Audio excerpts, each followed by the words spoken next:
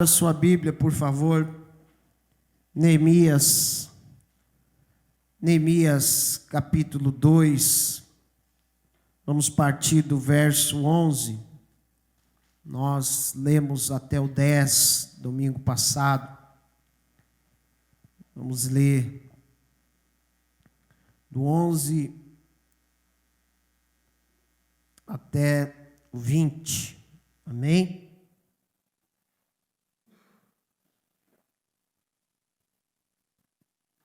Louvo a Deus pela tua vida, por você estar aqui nessa manhã buscando a Deus, servindo ao Senhor.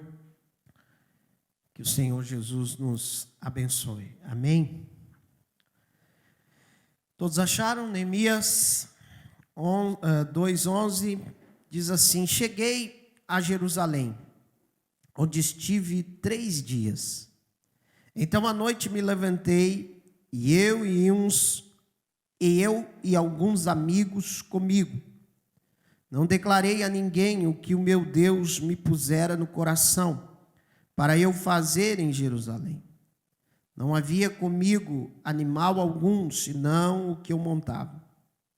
De noite saí pela porta do vale, para o lado da fonte do dragão, e para a porta do monturo, e contemplei os muros de Jerusalém que estavam assolados, cujas portas tinham sido consumidas pelo fogo. Passei a porta da fonte e o açude do rei, mas não havia lugar por onde passasse o animal que eu montava.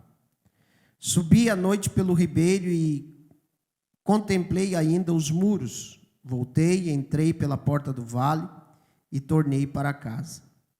Não sabiam os magistrados aonde eu fora, nem o que fazia, pois até aqui não havia eu declarado coisa alguma, nem os judeus, nem os sacerdotes, nem os nobres, nem os magistrados, nem aos mais que faziam a obra. Então lhes disse: estáis vendo a miséria em que estamos, Jerusalém assolada e suas portas queimadas? Vinde, pois, e reedifiquemos os muros de Jerusalém, e deixamos de ser opróbrio. E lhes declarei como a boa mão do meu Deus estivera comigo, e também as palavras que o rei me falara. Então disseram: disponhamo-nos e edifiquemo-nos, e fortaleceram as mãos para a boa obra. Porém Sambalate, o horonita, e Tobias, o servo amonita, e Gesem, o árabe, quando souberam, zombaram de nós e nos desprezaram, e disseram: que é isto que fazeis? Quereis rebelar-vos contra o rei? Então lhes respondi: o Deus dos céus é quem nos dará bom êxito. Nós, seus servos, nos disporemos e reedificaremos. Vós, todavia, não tendes parte, nem direito, nem memorial em Jerusalém. Amém, queridos? Sente em nome de Jesus. Continuamos a nossa jornada falando sobre Neemias, aquele que Deus levantou como um restaurador, como alguém que foi usado por Deus para restaurar a Israel, restaurar a Jerusalém, que estava em completa miséria. Como nós já falamos, Neemias significa Deus consola, ou aquele que Deus consola. Alguns estudiosos dizem que Neemias ele também tipifica um tipo de Cristo, ou até mesmo, não que ele seja, mas ele tipifica, por ser alguém que foi levantado para restaurar, para transformar. Assim como Cristo fez conosco, Ele nos transformou, Ele nos abriu a porta para que nós pudéssemos ter o direito à salvação.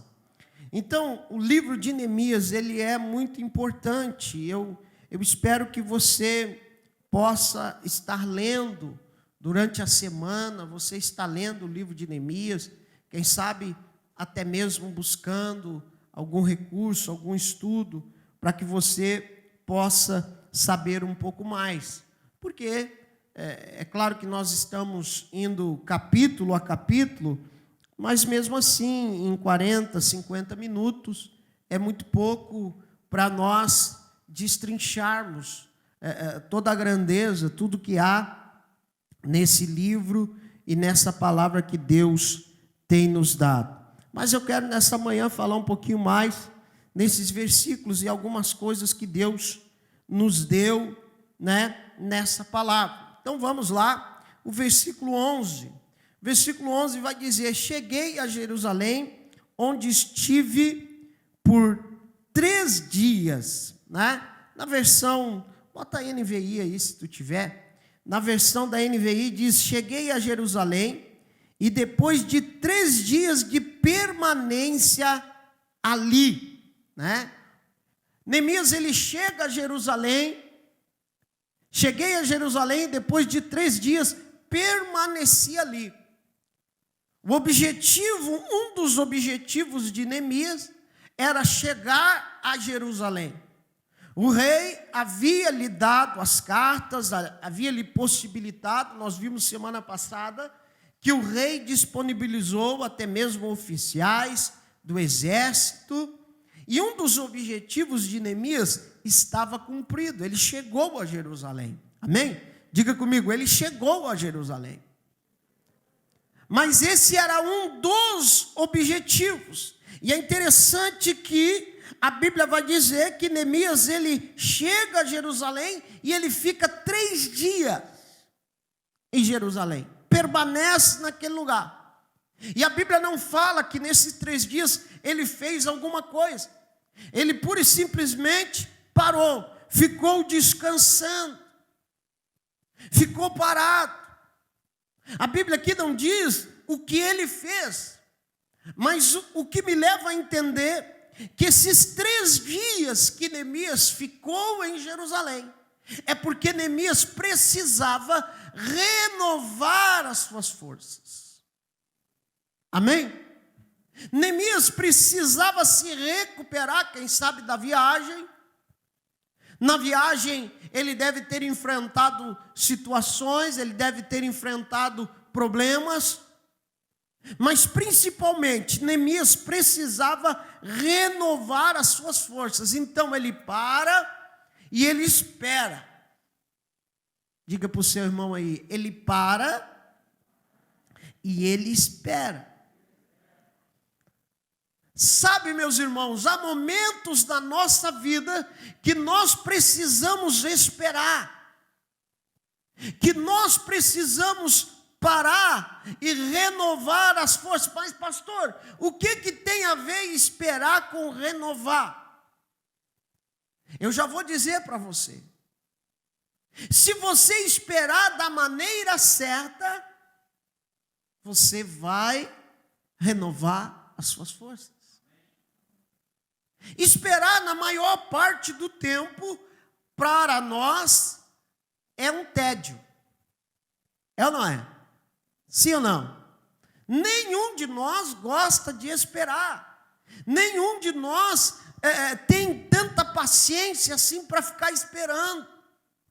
Normalmente, principalmente nos tempos em que nós estamos vivendo, a gente sempre quer as coisas para ontem, a gente quer as definições, a gente quer pedir um lanche e não quer esperar mais do que 15, 20 minutos. Passou desse tempo, já começa a olhar para o relógio e não chega nunca, porque a gente quer as coisas para ontem. Mas se nós esperarmos da maneira certa, pastor, qual é a maneira certa de esperar? É você esperar no Senhor. É você esperar em Deus. É você entender que quando você espera em Deus, as suas forças são renovadas. Isaías capítulo 40, versículo 31 vai dizer isso, que os que esperam no Senhor, o que vai acontecer? Os que esperam no Senhor renovam as suas forças. Veja bem, que esperar pura e simplesmente não adianta. O segredo é esperar no Senhor.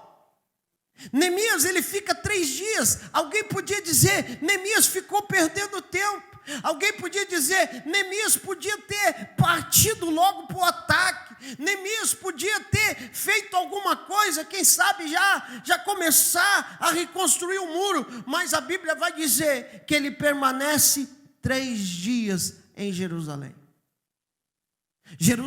Permanecer em Jerusalém, irmãos, significa permanecer conectado, ligado com Deus.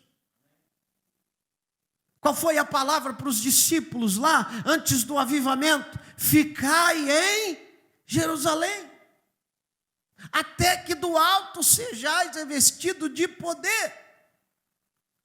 Aqueles que estavam esperando o Pentecoste, meus irmãos, alguém podia dizer, mas eles ficaram esperando. Quando eles começaram a esperar, a Bíblia vai dizer que era aproximadamente 500 irmãos. 500. Sabe quantos tinha quando o fogo desceu? 120. 380 ficaram pelo caminho. Não tiveram paciência de esperar. Eu quero dizer para você, querido, tenha paciência de esperar. Tenha paciência de esperar no Senhor. O salmista, no Salmo 40, ele vai dizer, esperei com paciência no Senhor, e Ele se inclinou para mim. Aprenda a esperar em Deus. Aprenda a esperar em Deus para que as suas forças sejam renovadas. Neemias, ele permanece 3 dias sem ação nenhuma. E isso nos dá a entender que ele estava ali, nada mais, nada menos do que se fortalecendo. Sabe por que muito crente não consegue atingir o objetivo, o propósito daquilo que Deus tem para a sua vida? Sabe por que muitas vezes você não consegue vencer algumas batalhas? Porque você já entra cansado na batalha. Porque você já entra sem força na batalha. Porque você já entra enfraquecido na batalha. E aí isso torna fácil para o inimigo te abater. Você precisa renovar suas forças. Os que esperam no Senhor renovarão as suas forças. Querido, tenha calma, tenha paciência, espere no Senhor, tome ânimo. Há momentos em nossas vidas, mesmo em meio a grandes projetos, que é preciso parar, que é preciso esperar. Era um grande projeto de Neemias, sim ou não? Era ou não era grande? Era grande, era algo tremendo que Neemias estava fazendo, mas mesmo assim, ele ficou 3 dias. Sabe, isso nos ensina, irmãos, que nós temos que, em alguns momentos, parar. Esteja parado, esteja quieto. Espere no Senhor, que você vai ver o que Ele vai fazer. Amém? Versículo 12. Então à noite me levantei, eu e uns poucos amigos, ou com alguns amigos. Diga comigo, amigos. É interessante a Bíblia fazer referência a isso. Que Neemias, ele mesmo cercado de oficiais do exército do rei, mesmo ele com selo real, mesmo ele com cartas que lhe dava possibilidades grandes, a Bíblia diz que quando ele sai com alguns amigos. E isso me ensina muita coisa, meus irmãos, que nós temos necessidade de termos amigos do nosso lado. Ninguém empreende um projeto, ninguém consegue fazer nada sozinho. Nós precisamos de amigos. Olha para o seu irmão e diga assim: você precisa de amigos. Agora diga para ele assim: eis-me aqui.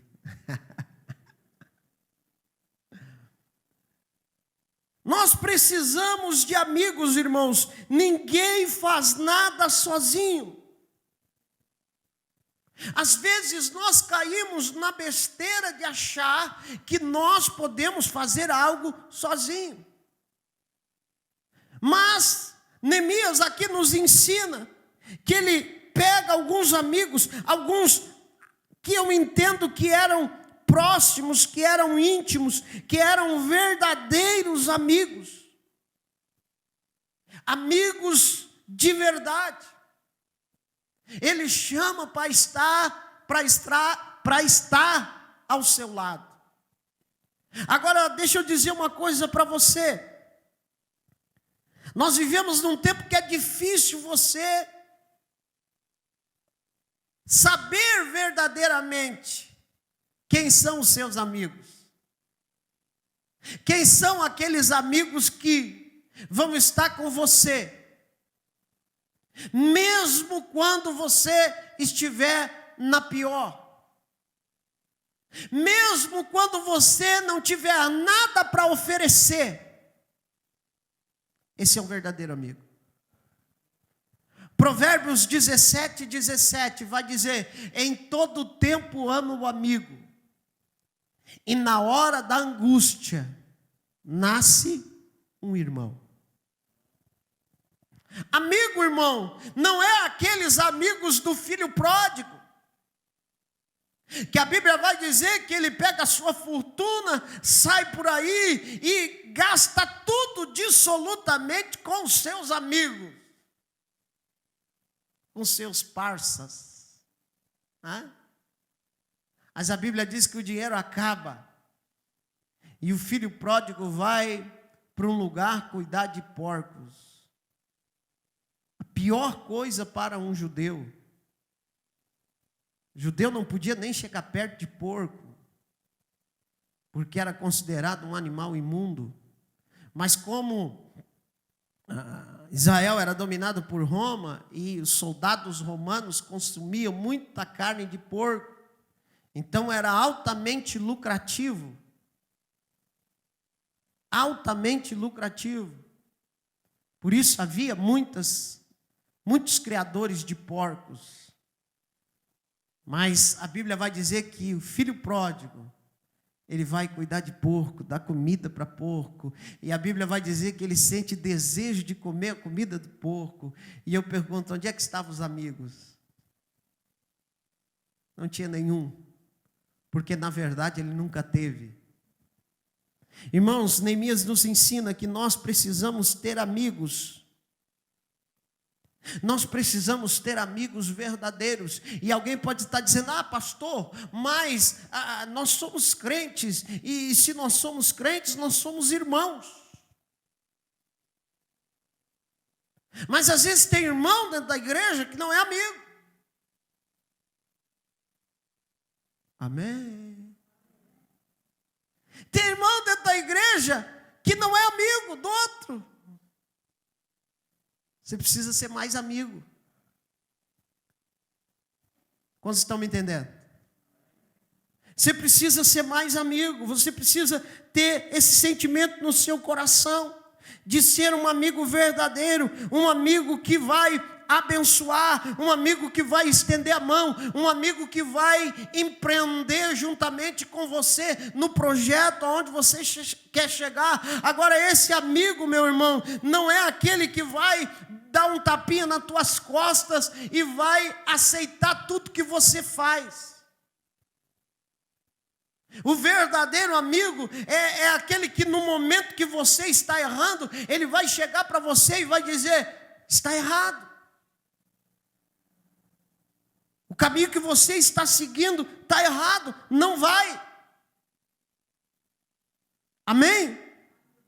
Você deve louvar a Deus se você tiver amigos assim, que vai livrar a sua alma do inferno, quem sabe. Eu estava ouvindo outro dia o pastor Josué Gonçalves, ele estava falando sobre isso, e ele contou uma história de dois amigos. Um amigo era um pintor, e o camarada estava pintando uma tela muito bonita. Já fazia meses que ele estava pintando uma grande tela, e ele estava finalizando a sua tela. Ele estava num andaime muito alto, e de repente, quando ele está chegando no final da sua tela, ele começa a dar alguns passos para trás, para ter uma visão um pouco mais ampla daquilo que ele está fazendo, da sua obra. O seu amigo que está lá embaixo está vendo que cada passo que ele dá, ele está se aproximando de cair. E quando ele vê que ele vai cair, ele pega uma pedra muito grande e atira na tela. Quando pega na tela, aquela pedra, a tela se rasga. E imediatamente o seu amigo vira para ele: você enlouqueceu! Você acabou com a minha tela! Você acabou com a minha obra! E o amigo gritou para ele: eu acabei com a sua tela, mas eu salvei a sua vida. Amém? Sabe o que isso significa, irmãos? Que nós precisamos ter amigos que acabem com a nossa tela, mas que salve a nossa vida. Amém? Neemias, a Bíblia vai dizer que ele pega alguns amigos. Então nós precisamos ter amigos verdadeiros, amigos que se tornam irmãos na hora da dificuldade.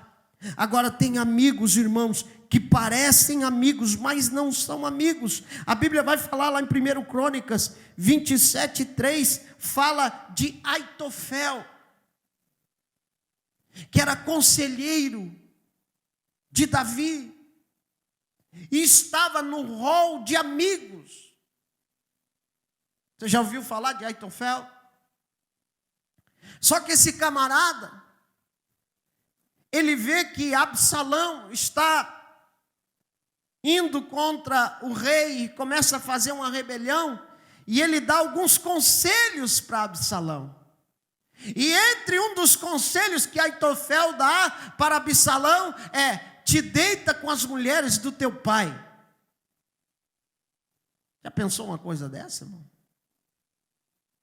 Conselho de Aitofel. Quando você ouvir essa frase, conselho de Aitofel, você sabe o que eu estou falando.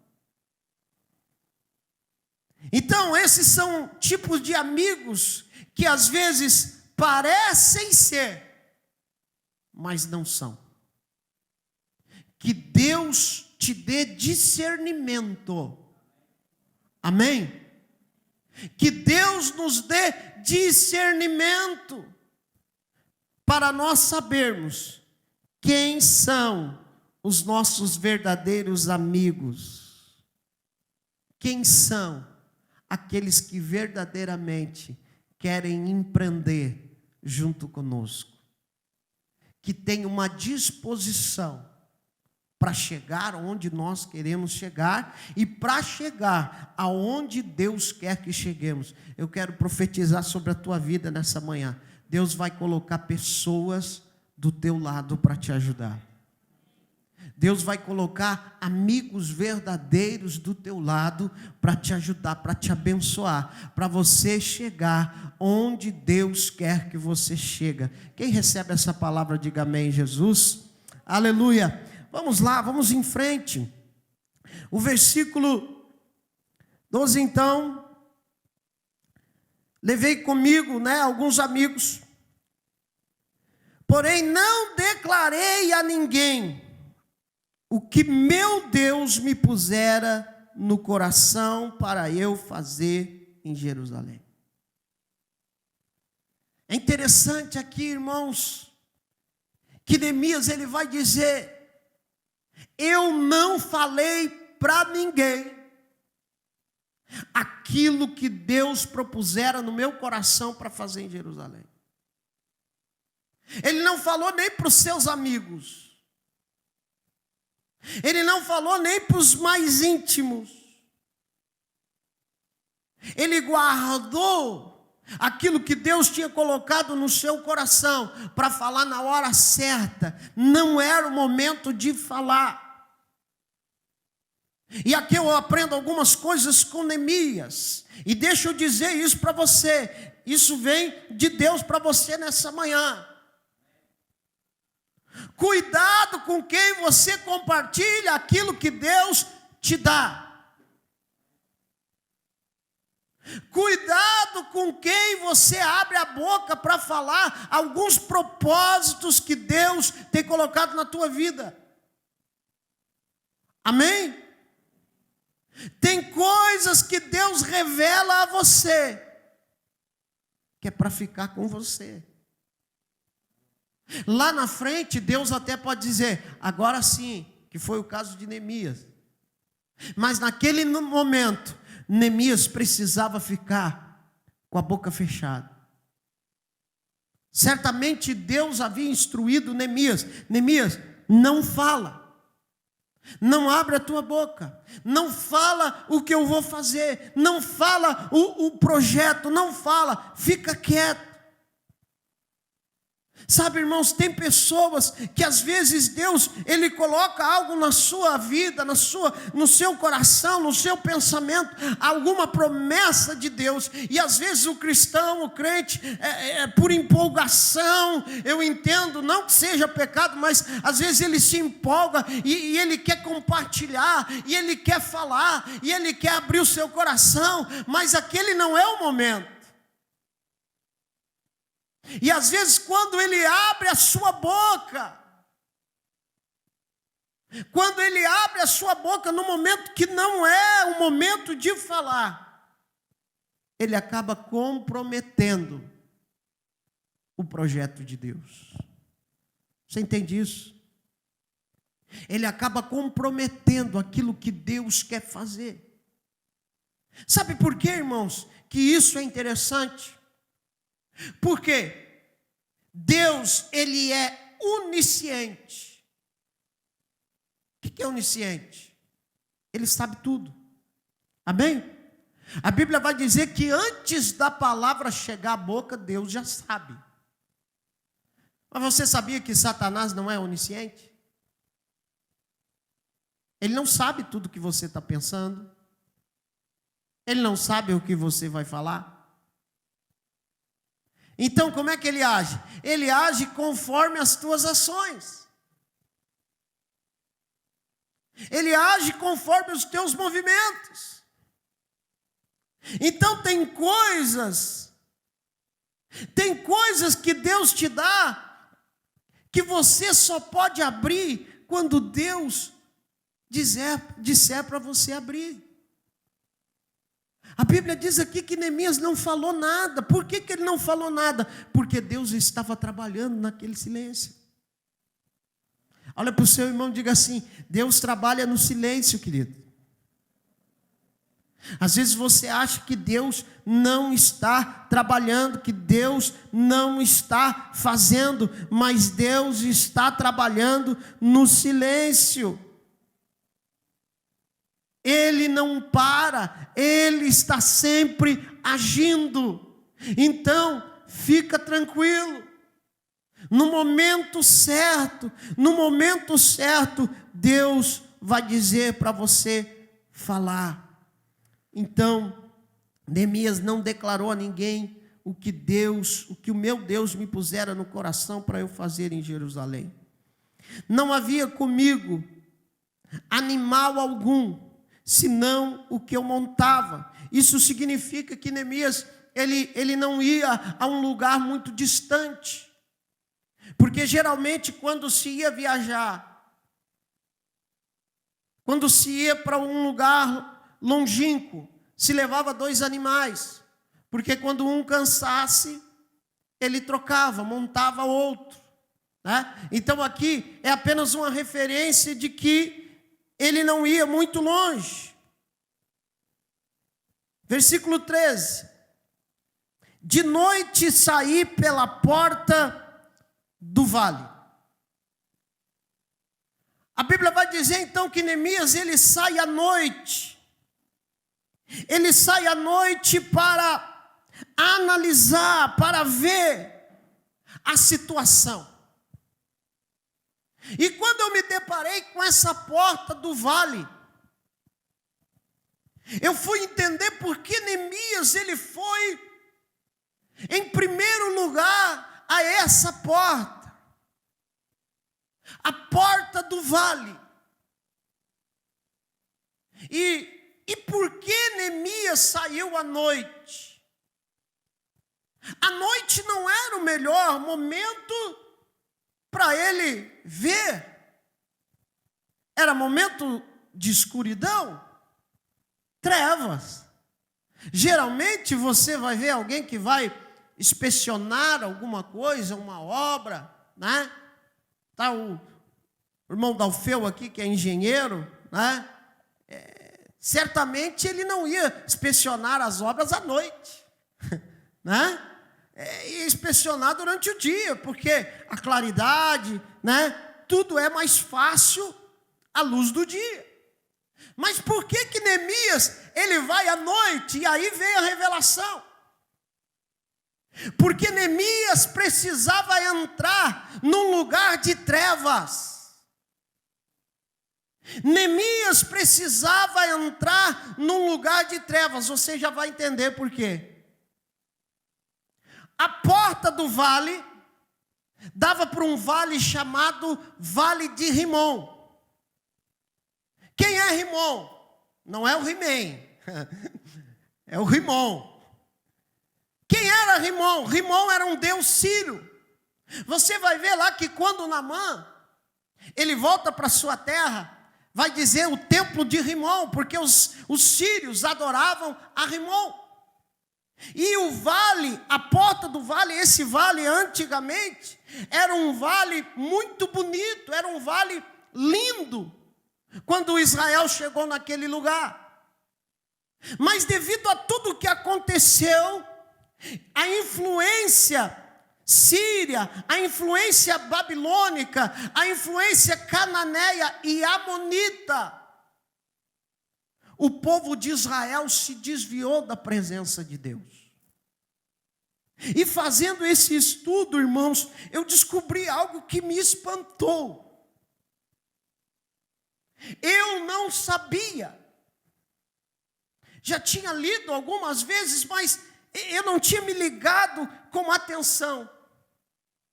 Israel, em algum momento, chegou a adorar ao deus Moloque,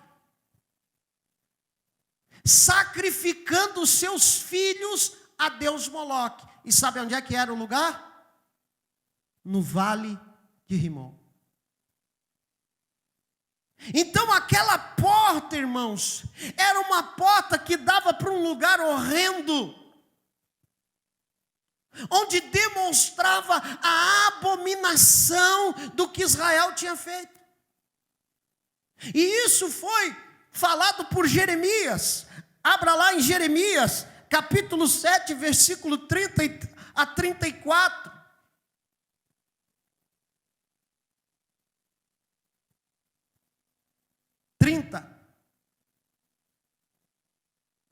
Desde o 30, isso. Porque os filhos de Judá fizeram o que era mal perante mim, diz o Senhor. Puseram seus ídolos abomináveis na casa que se chama pelo meu nome, para a contaminarem. Edificaram os altos de Tofete, que está no vale do filho de Rinom, para queimarem os seus filhos e as suas filhas, o que nunca ordenei, nem me passou pela mente. Portanto, eis que virão dias, diz o Senhor, em que já não se chamará Tofete, nem vale do filho de Rinom, mas o vale da matança. Os mortos serão enterrados em Tofete, por não haver outro lugar. Os cadáveres deste povo servirão de pasto a aves dos céus e aos animais da terra, e ninguém haverá que os espante. Farei cessar nas cidades de Judá e nas ruas de Jerusalém a voz de folguedo e da alegria, a voz do noivo e da noiva, porque a terra se tornará em desolação. Veja bem, irmãos, eu fiquei pensando, como que um povo que recebeu o chamado de Deus, que foi escolhido por Deus, que foi abençoado por Deus, chega a esse ponto de obscuridade, chega a esse ponto de trevas, de oferecer seus filhos em sacrifício a outro Deus. Tofete significa lugar do fogo. Rimon significa lamentação.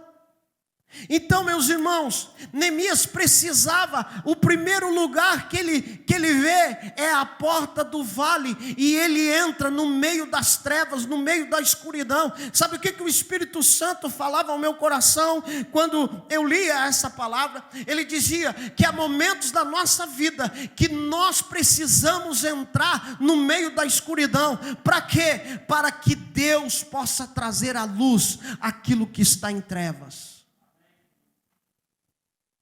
Para que Deus possa trazer à vida aquilo que está morto.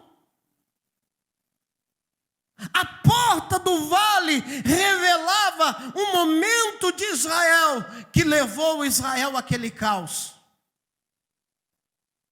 Israel estava em caos, mas havia um motivo. Eles haviam sacrificado os seus filhos em algum momento a Moloque. Moloque era um deus que se alimentava, na cultura deles, se alimentava da alma das crianças. Alguns querem fazer referência, dizer que a raiz, a palavra, por exemplo, Moleque, né, da nossa cultura, ela tem raiz em Moloque, mas não há comprovação disso. Não há comprovação disso, tá? Moleque vem da cultura africana, né? Que quer dizer criança pequena. Então, às vezes alguns tentam misturar. Mas, na verdade, o deus Moloque, ele tem a ver com aquele demônio do candomblé chamado Herê. Já ouviu falar? O Herê? Tem até uma música aí de uma banda de reggae famosa que dizia assim: para entender o Herê, tem que estar moleque. Já ouviu, né? Ah, não, é todo mundo crente aqui, né? Ninguém nunca ouviu essa música aí, né? Então tem a ver também, meu irmão. Então cuidado aí com algumas coisas que se escuta. Então, para que você entenda nessa manhã a revelação de Deus a nós, que nós precisamos voltar. Nós precisamos ir, às vezes, a alguns lugares de obscuridade, de trevas, não para ficar lá, mas para que Deus possa trazer à tona aquilo que está morto. Por que em Ezequiel 37 o Senhor leva o profeta a um lugar de morte? Por que Deus leva o profeta lá no meio do vale de ossos secos? Porque Deus queria profetizar a vida. Amém? E é interessante, irmãos, que o primeiro lugar que Neemias vai observar é a porta do vale. E aí vai outra revelação para você. Amém? Quem quer a revelação de Deus, diga amém. Querido, você já viu alguém começar uma reconstrução ou uma construção pelas portas? Neemias, ele começa pelas portas. Depois nós vamos entrar nas portas. Cada porta restaurada. Mas Neemias, ele não começa a reconstrução pelo muro. Ele começa pela porta. Por que ele começa pela porta? Porque é pela porta que entrou toda a imundícia. É pela porta que Israel foi contaminada. Você está entendendo? É pela porta que entrou na vida do povo de Deus aquilo que não prestava. E sabe o que Deus fala para nós nessa manhã? As nossas portas precisam estar restauradas, para que não entre aquilo que não é para entrar. O Senhor Jesus, a palavra de Deus em Apocalipse capítulo 3, verso 20, ele diz: eis que estou à porta e bato. Ele bate a porta para entrar. E essa palavra, eis que estou à porta e bato, não era para o mundo, não era para os ímpios, era para a igreja. Só que quando as portas elas estão abertas, quando as portas elas estão escancaradas, nós ficamos sujeitos a todo tipo de coisa ruim entrar na nossa vida, irmão. Você, quando vai dormir à noite, você certamente certifica se a sua porta está trancada. Sim ou não? Foi o tempo que dava para dormir de porta aberta, né? Que nem eu não peguei esse tempo, né? Mas diz alguns antigos aí que tinha esse tempo de dormir com a porta não até aberta, mas pelo menos destrancada, né? Eu lá em casa, antes de dormir, eu fecho a porta e como do lado da porta tem uns vitrozinhos, né? De vidro. Então eu tiro a chave da porta e penduro. Porque se alguém forçar aquele vidro ali, pode. Pastor, o que isso tem a ver? Tem a ver, querido, que as nossas portas precisam estar restauradas. Quem sabe algumas coisas na tua vida têm acontecido, e portas na tua vida têm sido abertas, e o inimigo tem se aproveitado. Porque, ao contrário de Jesus, ele não bate na porta.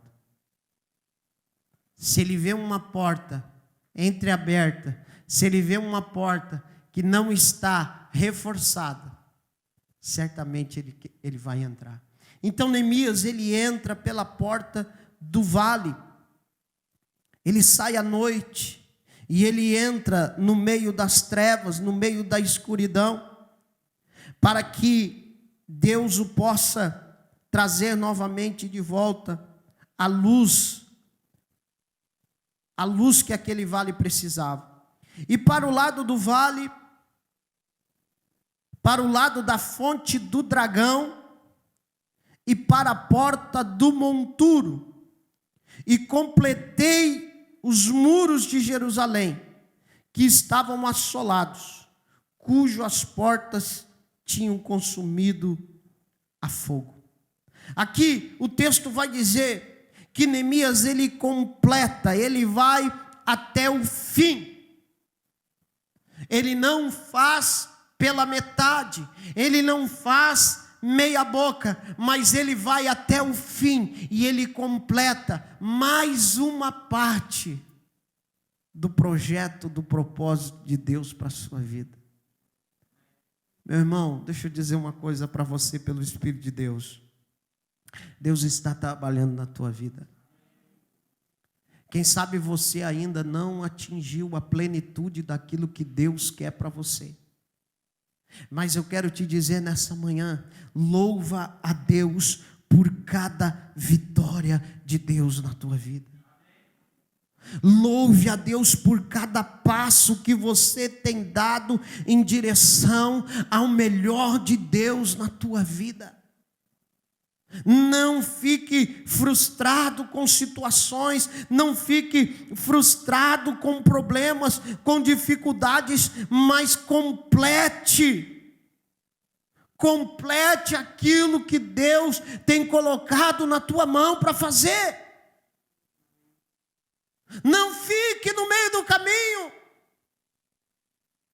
Nós vivemos num tempo de uma geração, meus irmãos, que não chega ao fim em nada, começa e não termina. Olha lá. Ah, vou fazer tal coisa. 1 mês. Acabou. Ah, não, agora eu vou fazer tal coisa. Acabou. Vá até o final. Amém? Deus está levantando nessa manhã aqui pessoas perseverantes. Pessoas que vão até o fim. Pessoas que querem completar a carreira como o apóstolo Paulo completou.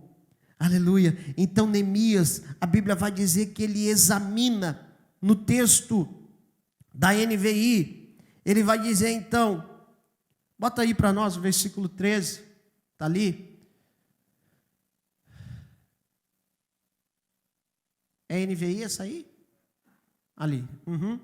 Está aqui. Examinando o muro de Jerusalém.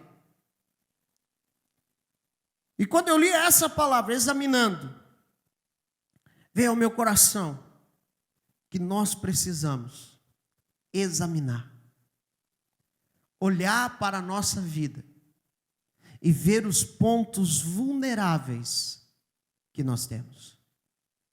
Neemias, quando ele examina, faz o exame de todo o muro, o que ele está fazendo? Ele está vendo os locais. Ele está vendo onde ele vai precisar levantar, aonde ele vai precisar colocar pedra, aonde ele vai precisar colocar madeira, o que ele vai precisar fazer. Ele faz um exame, uma análise geral. Nessa manhã, queridos, o Espírito Santo está falando ao nosso coração e dizendo para nós que nós precisamos examinar a nossa vida. Amém? O que nós lemos na ceia? Examine-se, pois, o homem. A quem? Não é o seu irmão? Examine-se, pois, o homem a si mesmo. Faça um autoexame. Olhe para a sua vida e vê onde é que o muro está caído. Olhe para a sua vida nessa manhã, examine a sua vida nessa manhã e veja qual é a porta que está quebrada. Olhe para a sua vida nessa manhã, examine a sua vida nessa manhã e veja aonde o inimigo tem encontrado vulnerabilidade. Porque, irmão, todos nós temos. Sim ou não? Temos ou não temos? E a gente sabe. Você sabe quais são os seus pontos vulneráveis? Eu sei os meus. Eu tenho pontos vulneráveis. E todos os dias eu preciso fazer um autoexame e ver como é que está. E eu preciso pedir ao Senhor, eu preciso pedir ao Espírito Santo. Espírito Santo, me fortalece. Quando Paulo diz lá em Efésios capítulo 6, fortalecei-vos. O original ele está falando sobre criar músculo, massa muscular. Porque às vezes não adianta ter força se você não tiver massa para sustentar. Você precisa fortalecer a tua vida espiritual. Mas para isso, primeiramente, você precisa identificar, examinar o muro que havia sido derrubado, as suas portas queimadas a fogo. Neemias, ele vai examinar. E nessa manhã, o Espírito Santo de Deus está dizendo a mim e a você: te examina. Faz um autoexame. Amém? Fica de pé. Nós estamos no Outubro Rosa, né? Mês da prevenção contra o câncer de mama. E uma das dicas é que a mulher precisa sempre que for tomar banho, sempre que ela fazer o autoexame. É ou não é? O autoexame pode salvar uma vida. Porque quanto mais cedo se descobrir um tumor, mais, não vou dizer fácil, né? Que não é fácil, mas vai ter muito mais chance de salvar a sua vida. Irmão, esse princípio serve para o espiritual também. Quanto antes eu e você identificar as rachaduras do muro, as portas que precisam de reparo, mais chance nós vamos ter de vencer.